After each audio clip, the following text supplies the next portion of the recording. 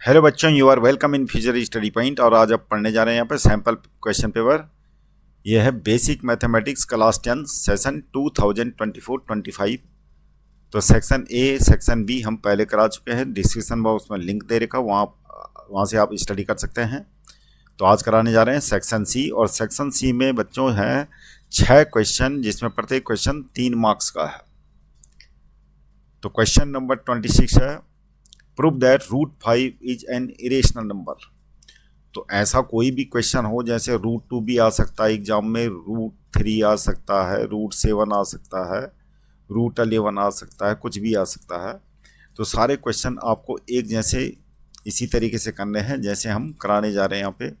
तो सबसे पहले इसका जो सॉल्यूशन है हमें करना है, सबसे पहले हम ये मान के चलेंगे कि √5 एक रेशनल नंबर है। प्रूव करना है हमें कि √5 इरेशनल नंबर है। हम ये मान के चलेंगे कि √5 एक क्या है, रेशनल। फिर ये कॉन्ट्रडिक्ट करेगा, हमारा प्रूफ हो जाएगा।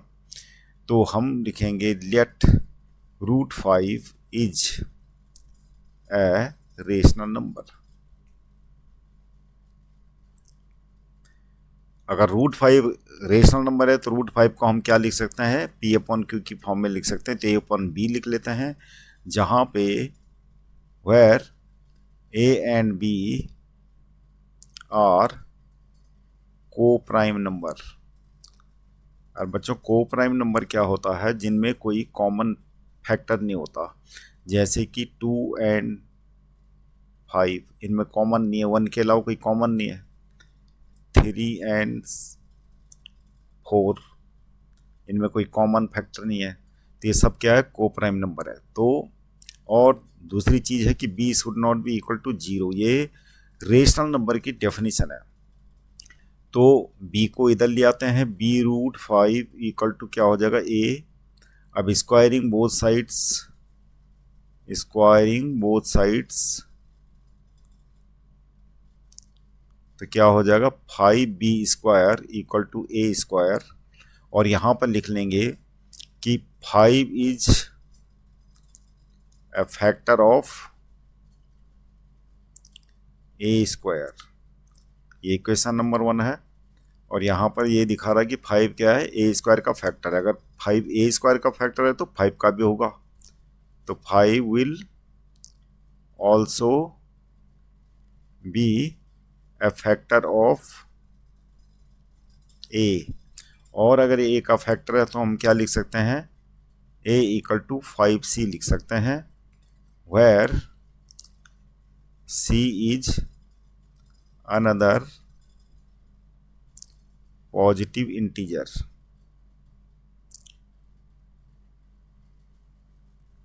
Putting a equal to 5c in equation 1। तो इक्वेशन 1 में रख लेते हैं तो क्या हो जाएगा, इक्वेशन 1 में रख के हो जाएगा ये 5b² इक्वल टू a की जगह में 5c रख लेंगे तो 5c का होल स्क्वायर। ये हो जाएगा 5b² इक्वल टू 25c²। ये सिंप्लीफाई करके हो जाएगा b² इक्वल टू 5c²। इसको लिख लेते हैं इक्वेशन नंबर 2। अब यहाँ पर भी सेम वही सिचुएशन है जो यहाँ पर थी, यहाँ पर भी वही लिख लेते हैं कि 5 is A factor of b²। सो भी 5 will also be a factor of b।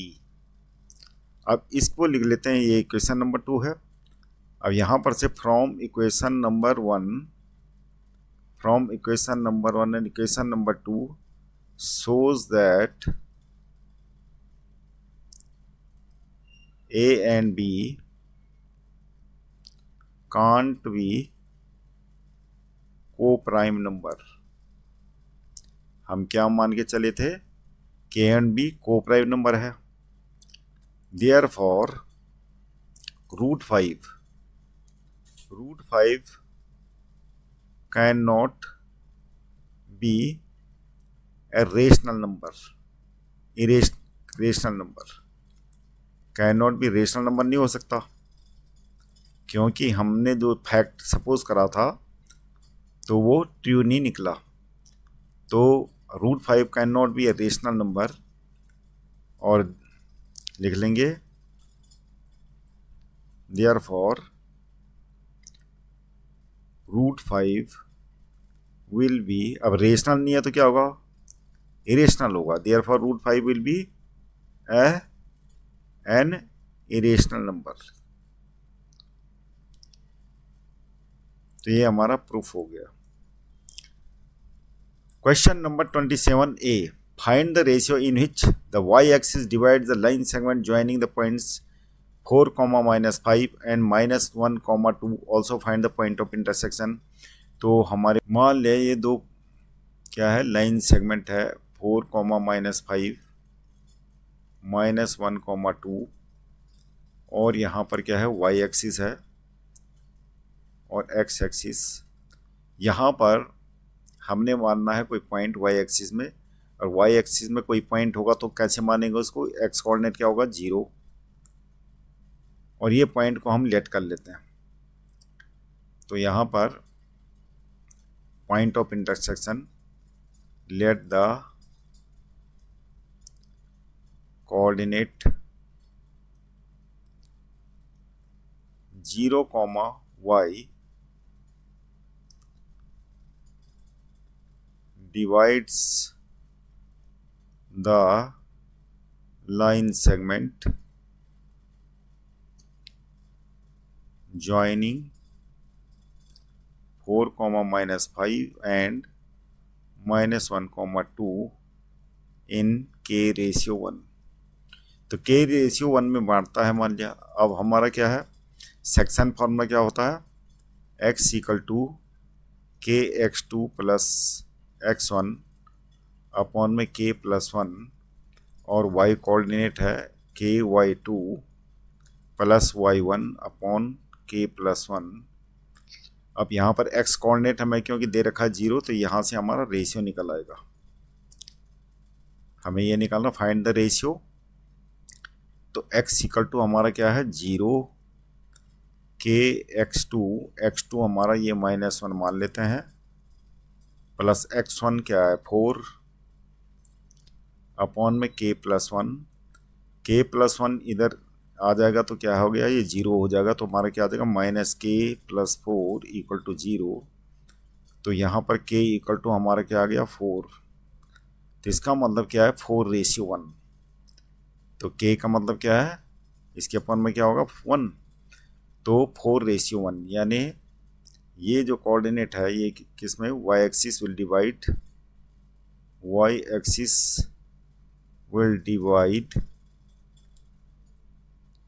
the line segment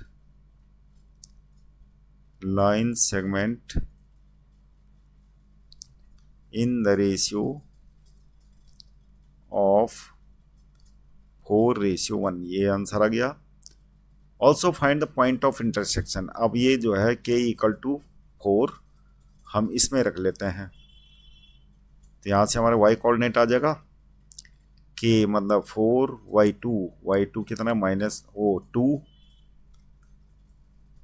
plus y1 कितना है -5, k 4 है +1, और हमारे ये y कोऑर्डिनेट आ जाएगा 4 दूनी 8 -5, 4 अधिक 5, ये हो जाएगा हमारा 3/5। तो हमारे कोऑर्डिनेट पॉइंट ऑफ इंटरसेक्शन क्या हो जाएगा, पॉइंट ऑफ इंटरसेक्शन हो जाएगा यानी y एक्सिस और लाइन सेगमेंट का पॉइंट ऑफ इंटरसेक्शन 0,3/5 आंसर।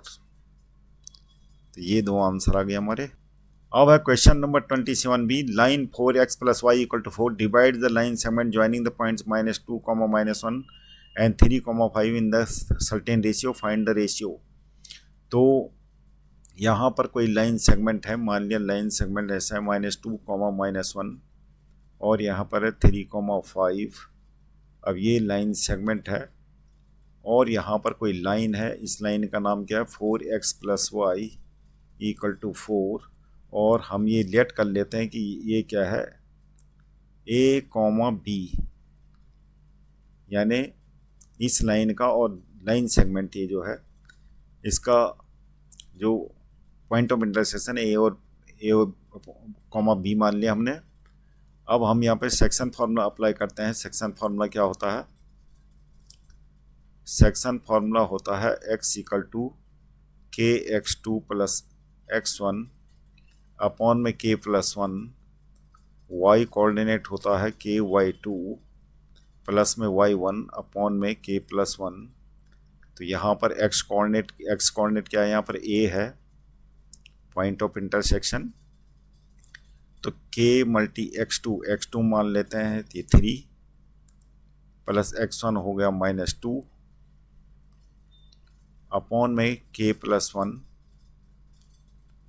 और यहाँ पर ये आ जाएगा हमारा 3k -2 upon k plus one, ये तो हो गया a। और यहाँ पर y क्या है? b है। b इक्वल टू हो जाएगा k y two 5 plus y one कितना है? -1 अपॉन में k प्लस वन, और b आ जाएगा हमारा 5k -1 upon k plus one. अब क्योंकि ये a b जो कोऑर्डिनेट है, ये जो लाइन है, ये लाइन का नाम क्या? 4x plus y equal to 4, इससे होते हुए जा रहा। तो क्या करेगा ये? a comma b should satisfy the equation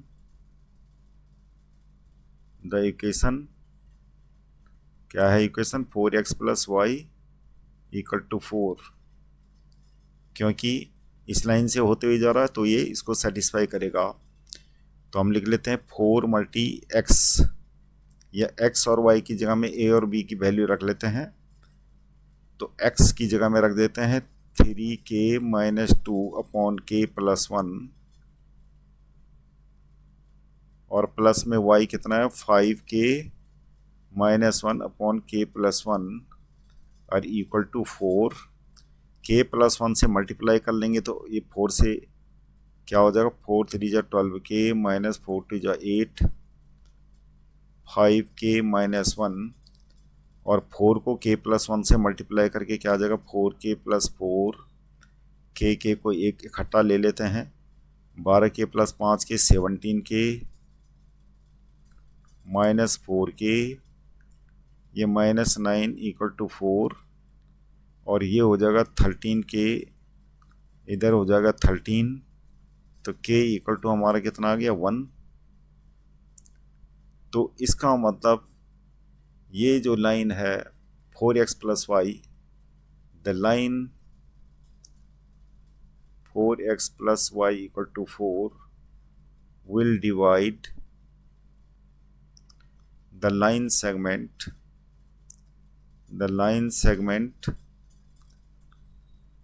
in the ratio of 1:1। हम कह सकते हैं कि ये बाइसेक्ट करेगी। ये जो लाइन सेगमेंट है -2 और -1, ये वाला जो लाइन सेगमेंट है ये इसको बाइसेक्ट करेगी लाइन। तो यही हमारा आंसर है। अगला क्वेश्चन है question number 28। Prove that cos a minus sine a sec a minus cos a equal to 1/tan a plus cot a, ये प्रूव करना है।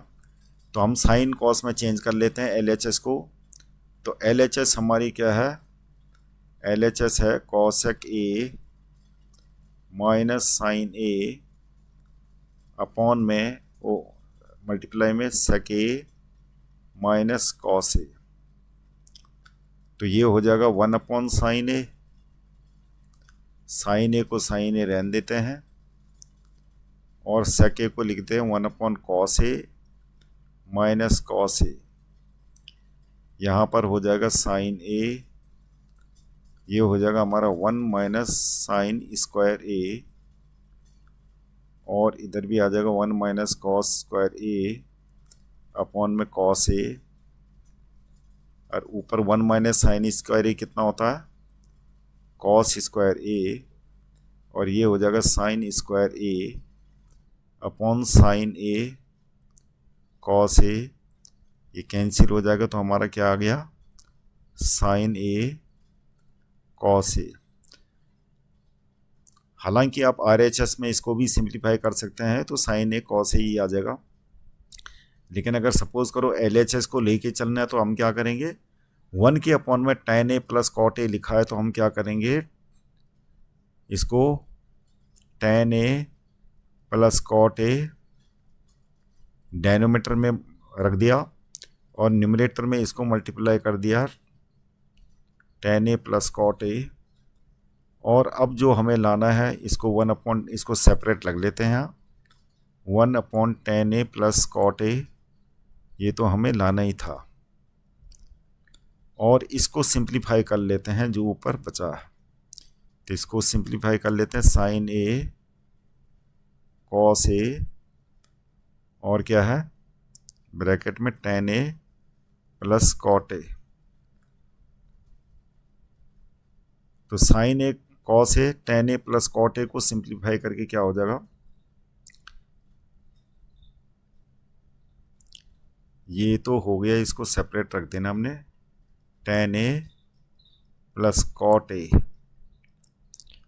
और ये हो गया साइन ए कॉस ए। और ब्रैकेट के अंदर ये जो है इसको हम चेंज कर लेते हैं, sine A upon cos A plus cot A को cos A upon sine A. अब ये हो जाएगा 1 upon tan a plus cot A sine A cos A और ये हो जाएगा कॉस ए साइन ए और यहाँ आ जाएगा sign square a plus cos square A.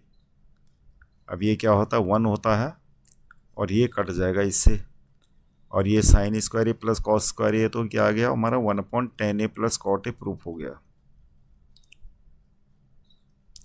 RHS hence proved.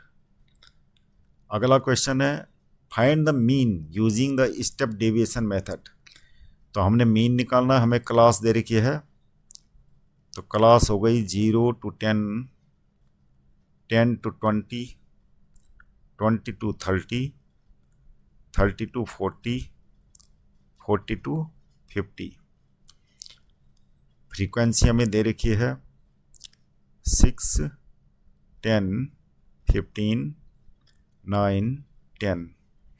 अब हम निकालते हैं यहाँ पे क्लास मार्क XI, तो क्या हो जाएगा ये 5, 10 प्लस 20 अपॉन 2 यानी 15। अब ये 10-10 का गैप है तो यहाँ 25 हो जाएगा, ये 35 हो जाएगा, ये 45 हो जाएगा। अब हमें क्या निकालना है यहाँ पे, स्टेप डेविएशन मेथड में हम निकालते हैं यहाँ पे UI जो किसके इक्वल होता है, XI minus A upon H, H class interval है। तो XI क्या है 5, A मान लेते हैं हम क्या 25 को मान लेते हैं A।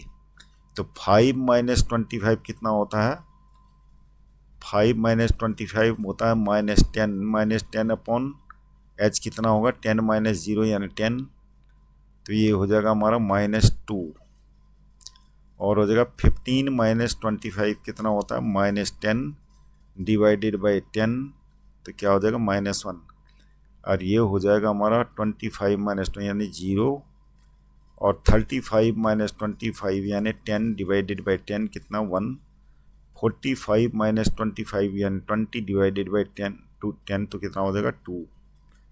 तो ये तो आ गया UI। अब क्या करना है आपको, FIUI करना है यहाँ पे, 6 मल्टी -2 -12 -10, 15 मल्टी 0 0 और यह हो जाएगा 9 मल्टी 1 9, 10 मल्टी 2 20।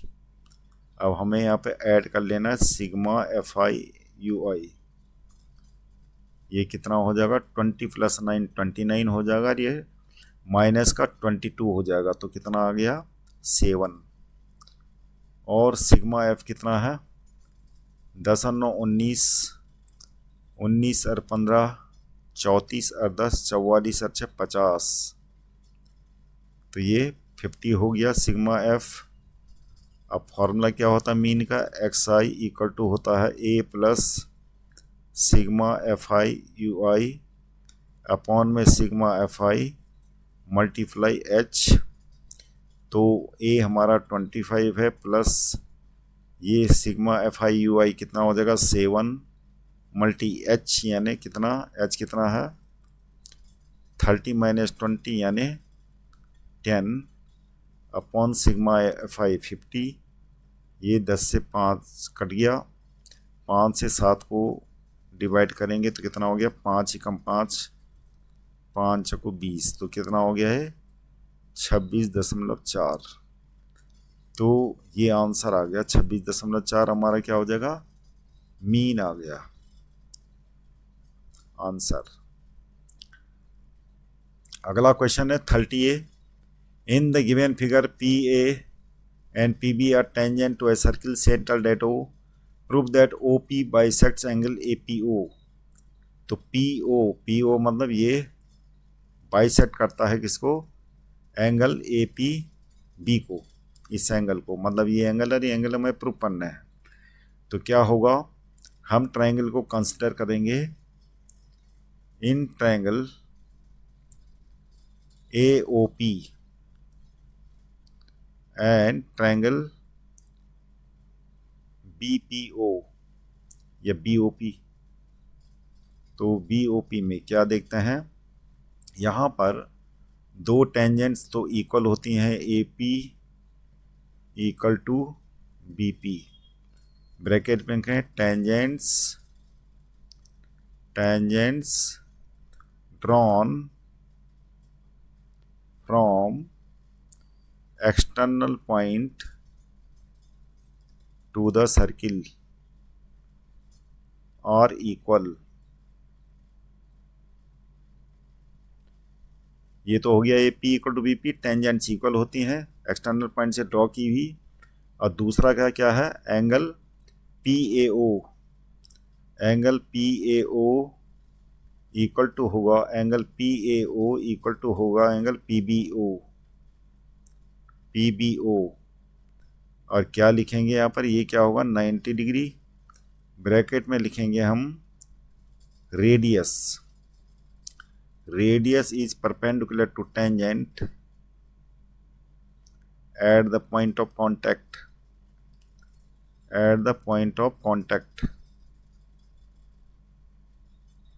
मतलब ये एंगल और ये एंगल क्या होंगे इक्वल होंगे। अब क्या है आगे, P O equal to P O common है, ये कॉमन लिख लेंगे। कौन सा रूल के तहत ये दोनों ट्रायंगल्स कॉन्ग्रेंट हो जाएंगे, triangle P A O will be congruent to triangle P B O. ये होगा RHS रूल, क्योंकि 90 डिग्री के अपोजिट साइड में जो हाइपोटेन्यूस है हमारा इक्वल हो गया, और एक साइड हमारी ये जो है ये तो रेडियस थी, वैसे SSS रूल से भी हो जाता है ये तो, लेकिन नो प्रॉब्लम RHS रूल से कर दिया। तो अब क्या होगा, ये हमारा क्या हो जाएगा angle A P O equal to क्या हो जाएगा एंगल बी पी ओ, यानी O P bisects O P, ये हो जाएगा by C P C T, और यहाँ पर लिख लेंगे कि O P bisects angle A P B. ये तो प्रूफ हो गया। ओ पी, अब सेकेंड पार्ट है O P is the right bisector of A B. तो right bisector of A B का मतलब ए बी ये जो लाइन है, ये लाइन इसको बाइसेक्ट करता है कौन, ओ पी। इसके लिए हम ट्राइंगल ए ओ पी देखेंगे, ए ओ क्यू नहीं A P Q. In triangle A P Q मतलब सेकेंड पार्ट यहाँ से होगा, in triangle A P Q and triangle B P Q. यहाँ पर भी ए पी इक्वल टू क्या लिखेंगे, बी पी, और tangent drawn from external point to the circle are equal, यहाँ लिख देते हैं टेंजेंट्स क्या होती हैं, इक्वल होती हैं एक्सटर्नल पॉइंट से ड्रॉ की भी। तो यहाँ पे स्पेस की प्रॉब्लम है, आप लिख सकते हैं यही जो यहाँ पर लिखा हुआ है, tangent drawn from external point to the circle are equal A P equal to B P, इसलिए होगा। और ये तो एंगल हमारा प्रूफ हो चुका है, एंगल ए पी ओ या A P Q equal to angle B P Q, ये प्रूव्ड अबव लिख लेंगे, प्रूव्ड अबव। और क्या है, पी क्यू इक्वल टू क्या लिख लेंगे, पी क्यू, और ये कॉमन हो गया। अब क्या लिख लेंगे, angle A Q P, triangle A P Q will be congruent to triangle B P Q. कौन सा रूल लगा यहाँ पे, साइड एंगल साइड।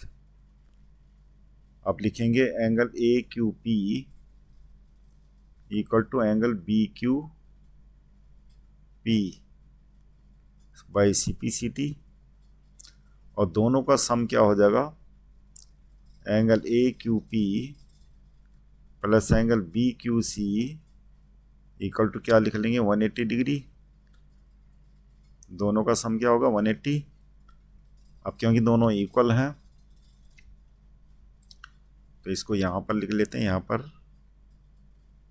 क्योंकि दोनों इक्वल हैं तो क्या लिख सकते हैं, एक का ट्वाइस बना के, twice of angle A Q P equal to क्या हो जाएगा, 180, यानी एंगल ए क्यू पी,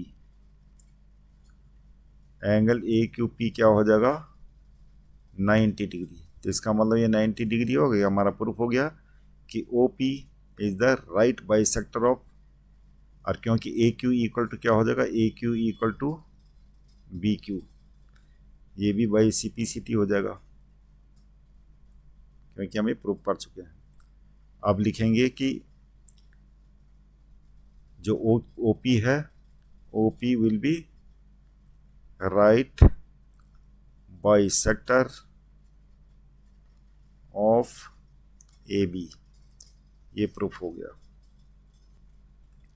अगला क्वेश्चन है question number 35B, prove that length of tangent drawn from external point to a circle are equal. तो इसके लिए हम एक सर्किल ड्रॉ कर लेते हैं, सर्किल का सेंटर वो मान लेते हैं और एक्सटर्नल पॉइंट मान लेते हैं कोई ए।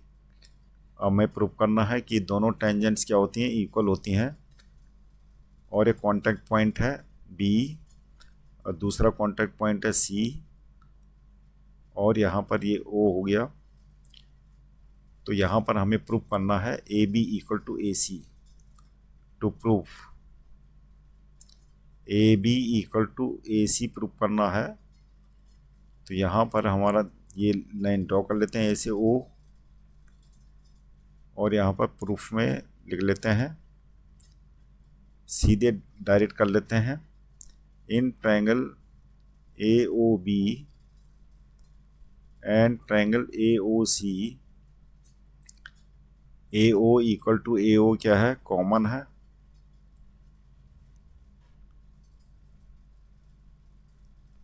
और बी ओ इक्वल टू क्या हो जाएगा, B O equal to C O, radii of same circle, radii of same circle. और क्या है,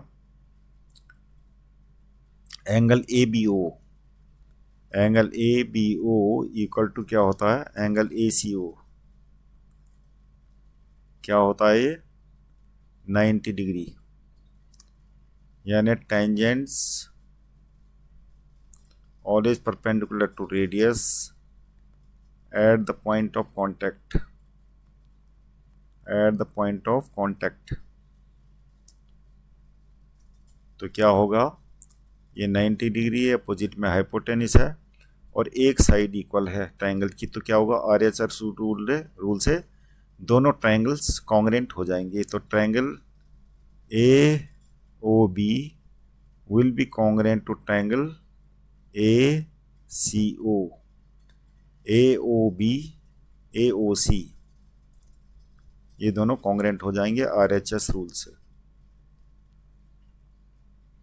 और इस प्रकार से AB इक्वल टू क्या हो जाएगा, AC बाई CPCT। तो हमारा ये प्रूफ हो गया कि दोनों टेंजेंट एक्सटर्नल पॉइंट से ड्रॉ की गई टेंजेंट्स क्या होती हैं, इक्वल। अब है question number 31। The sum of a 2 digit number and the number obtained by reversing the order of its digit is 99। If 10th digit is 3 more than the unit digit then find the number. तो 2 digit का कोई भी number होता है तो 2 digit में एक digit क्या होगा, 1s होगा, दूसरा 10s। तो लेट द यूनिट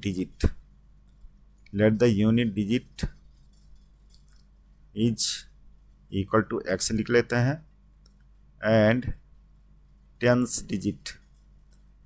डिजिट वाले को हम मान लेते हैं y। अब कोई भी नंबर है, जैसे 15 है तो 15 को हम एक्सपेंडिंग फॉर्म में कैसे लिखते हैं, 10 प्लस 5, मतलब 10 मल्टी 1 प्लस 5, ये तरीका लिखने का। तो नंबर क्या हो जाएगा हमारा, 10th डिजिट है y, तो 10y प्लस x, ये हमारा नंबर्स है, ये नंबर हो गया। आफ्टर रिवर्सिंग क्या हो जाएगा नंबर, आफ्टर रिवर्सिंग, क्योंकि क्वेश्चन में बोल रहा हो आफ्टर रिवर्सिंग नंबर क्या हो जाएगा, 10y प्लस x है। आफ्टर रिवर्सिंग क्या हो जाएगा नंबर, 10x प्लस y हो जाएगा। अब ये दोनों को बता रहा कि दोनों का सम, यानी नंबर उसको रिवर्स करने के बाद दोनों का सम होता है 99। तो कर लेते हैं अकॉर्डिंग टू फर्स्ट कंडीशन।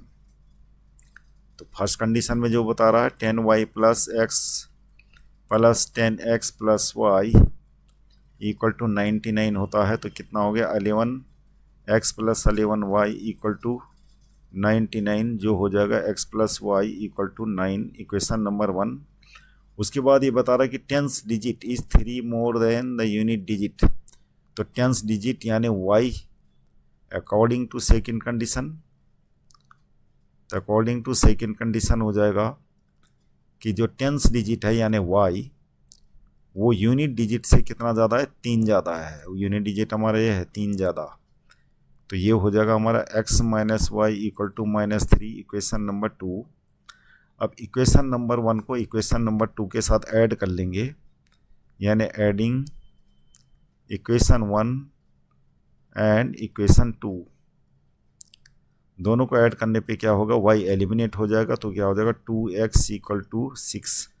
तो x इक्वल टू हमारा 3 आ गया, और इसी को इक्वेशन नंबर 1 में रख लेते हैं। पुटिंग इन इक्वेशन 1, तो क्या हो जाएगा, इक्वेशन 1 में रखे y इक्वल टू कितना हो जाएगा, 6 आ जाएगा।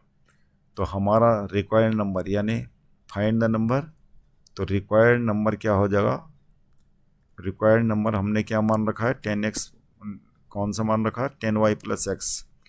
तो 10y 10 मल्टी 6 प्लस x यानी 3, तो कितना हो जाएगा 60 प्लस 3 यानी 63 is the required number answer.